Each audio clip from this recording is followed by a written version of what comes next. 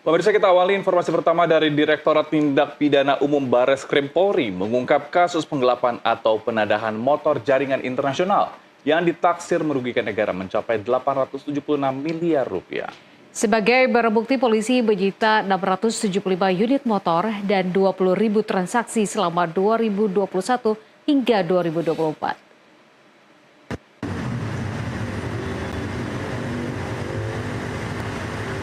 Direktorat Tindak Pidana Umum Bareskrim Polri mengungkap kasus penggelapan atau penadahan motor jaringan internasional. Hasilnya Bareskrim mendapatkan 675 unit motor yang tersebar di 6 wilayah yakni Provinsi Jakarta, Jawa Barat, dan Jawa Tengah. Ratusan unit motor ini nantinya akan diekspor ke sejumlah negara seperti Vietnam, Rusia, Hong Kong, Taiwan, dan Nigeria. Direktur Tindak Pidana Umum Bareskrim Polri Brigjen Pol Juhandani Raharjo Puro mengatakan, 7 orang tersangka dalam kasus ini yang menyebabkan kerugian negara mencapai 875 miliar rupiah. Adapun modus operandi para pelaku dengan berpura-pura membeli motor secara resmi di leasing menggunakan KTP masyarakat yang didapatkan secara acak tanpa diketahui pemilik KTP.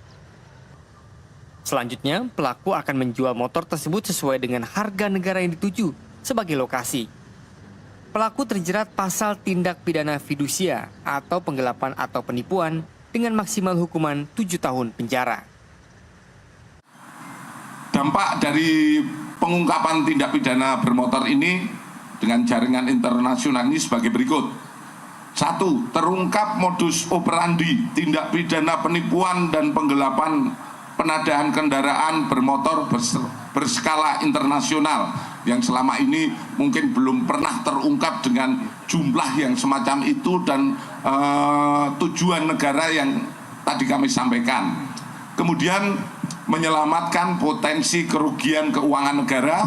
Kemudian Bareskrim Polri akan terus berkoordinasi dengan Kementerian Keuangan, dalam hal ini Ditjen Bea Cukai, Divhubinter Polri untuk bekerja sama dengan kedutaan besar 5 negara yaitu Vietnam, Rusia, Hong Kong, Taiwan, dan Nigeria untuk melakukan pengembangan. Pengungkapan tindak pidana fidusia ini dan atau penipuan ini sebagai wujud komitmen Polri untuk memberantas kejahatan transnasional yang menjadi musuh kita bersama. Hingga kini Bareskrim Polri masih mendalami dan melakukan pengembangan terkait jalur pengiriman dan dugaan pelaku lainnya yang terlibat dalam kasus ini. Dari Jakarta, Maulana Iqbal, Indar Pawan Hadadi, jurnalis NTV melaporkan.